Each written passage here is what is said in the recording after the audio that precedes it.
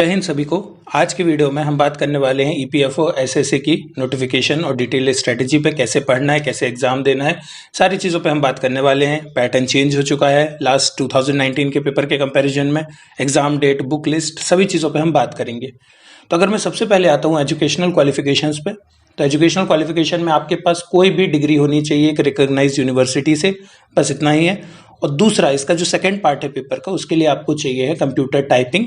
Details आपके लिए screen पर हैं, तो यहाँ पर कुछ ज़्यादा हमें समझने जैसा नहीं है। एज लिमिट वही है, 18 के बाद आप दे सकते हैं, लेकिन ग्रेजुएशन इज़ अ मस्ट। और बाकी सब कैटेगरी वाइज डिटेल्स आप स्क्रीन पर पढ़ सकते हो आराम से। तो 18 to 27 तक है और 40 ईयर्स तक है रिलैक्सेशंस के साथ। अब हम बात करते हैं जो हमारा मेन पैटर्न चेंज हुआ है उस पर, फेज़ 1 एग्जामिनेशन। तो देखिए, फेज़ 1 एग्जामिनेशन पे इस बार क्या किया गया है, 4 मार्क्स का एक क्वेश्चन ऐड कर दिया गया है। जैसे 30 क्वेश्चन आएंगे आपके जनरल एप्टीट्यूड से, यानी कि मैथ्स हमारा, तो उससे हमारे जो क्वेश्चन आएंगे वो आएंगे 30 और मैक्सिमम मार्क्स होंगे 120। टाइमिंग है हमारे पास 2 hours and 30 minutes, यानी कि 150 मिनट्स का हमारे पास टाइम होगा। 30 क्वेश्चंस आने हैं और मार्किंग इंटू 4 है। इस तरह से होगा हमारा पेपर पहला। तो टोटल जो आपका फेज़ 1 एग्जामिनेशन होगा वो 150 क्वेश्चंस के साथ होगा, 600 मार्क्स का। कंप्यूटर पे बहुत ध्यान देना है। कंप्यूटर खैर ईपीएफओ यूपीएससी जो कंडक्ट करा रहा है उसमें भी आता है, और स्टेट पीसीएस एसएससी हर चीज़ में आता ही है। तो कंप्यूटर पे आपको अच्छा काम करना है। और जो हमारा फेज़ 2 है, मतलब मेन पेपर तो ये समझ लो फेज़ 1 ही है। फेज़ 2 में फिर आपका कंप्यूटर टाइपिंग टेस्ट होगा। अगर आपने टाइपिंग निकाल ली तो फिर आपका पेपर डन है। एग्जाम के लिए जनरल ईडब्ल्यूएस ओबीसी आपको फीस लगेगी 700। इसके अलावा फीमेल कैंडिडेट एससी एसटी और बाकी सारी कैटेगरीज निल फीस है। तो फीस वगैरह का तो ज़्यादा कुछ हमें डिस्कशन करने के लिए है नहीं, तो आप अपनी फ़ीस के हिसाब से देख लीजिएगा। ये पेपर काफ़ी हद तक बैंकिंग एग्जाम से सिमिलर रखता है और कंप्यूटर बेस्ड टेस्ट होना है, तो एसएससी बैंक के स्टूडेंट्स के लिए तो अच्छी अपॉर्चुनिटी है ही।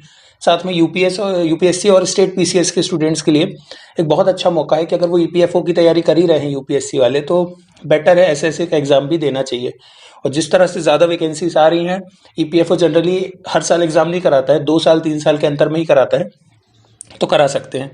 अब ये एग्ज़ाम यूपीएससी नहीं करा रहा है, ये ईपीएफओ अलग करा रहा है। और जो लास्ट टाइम फॉर्म आया था ईपीएफओ अकाउंट्स ऑफिसर का, वो यूपीएससी करा रहा है। तो दोनों में ये अंतर है, ध्यान रखिएगा। एग्जाम डेट को लेकर के अगर मैं बात करूं तो अभी कोई खास नोटिफिकेशन आई नहीं है, अभी कुछ नहीं बताया गया एग्जाम कब होगा।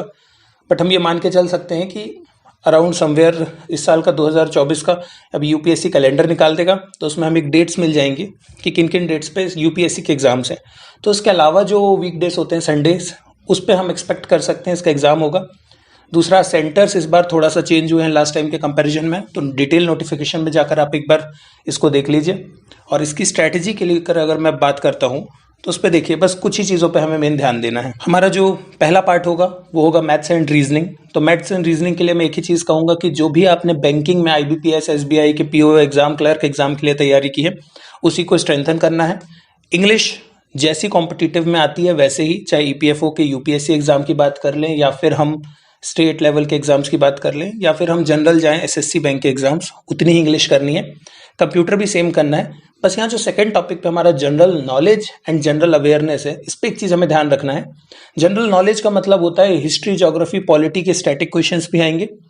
और जनरल अवेयरनेस की अगर मैं बात करता हूँ तो जनरल अवेयरनेस में आपका बैंकिंग रिलेटेड करंट जो होता है, फाइनेंस करंट, या फिर जो एसएससी में कुछ करंट अफेयर बेस्ड क्वेश्चन आते हैं, बस उसी तरह के क्वेश्चंस आने हैं।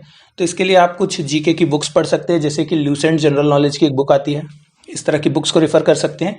और बाकी सारी तैयारी है जो मैं अपने हिसाब से कहूँ तो वो आप जो बैंकिंग एसएससी का सिलेबस है उसके अकॉर्डिंग कीजिए, मैथ्स, रीजनिंग और इंग्लिश के टॉपिक्स। तो बस इतना ही करना है।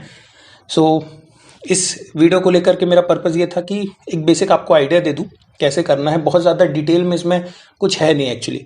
जैसे आईबीपीएस एसबीआई के पेपर्स होते हैं, काफ़ी हद तक वैसा ही है, बस इस साल सिलेबस और मार्किंग स्कीम चेंज की गई है। तो अगर आप सीरियस हैं, इस एग्ज़ाम को देखकर आपको लगता है कि आप कर सकते हैं, तो आप ज़रूर इस पेपर को दे सकते हैं। और डिटेल नोटिफिकेशन एक बार सर्च करके देख लीजिए, तो आपको और आइडिया लग जाएगा कि यह एग्ज़ाम आपके लिए कितना अच्छा है। तो बस आज की वीडियो के लिए इतना ही। मिलते हैं नेक्स्ट वीडियो में। सब्सक्राइब कीजिए चैनल को, लाइक कीजिए, कमेंट कीजिए, शेयर कीजिए। जय हिंद।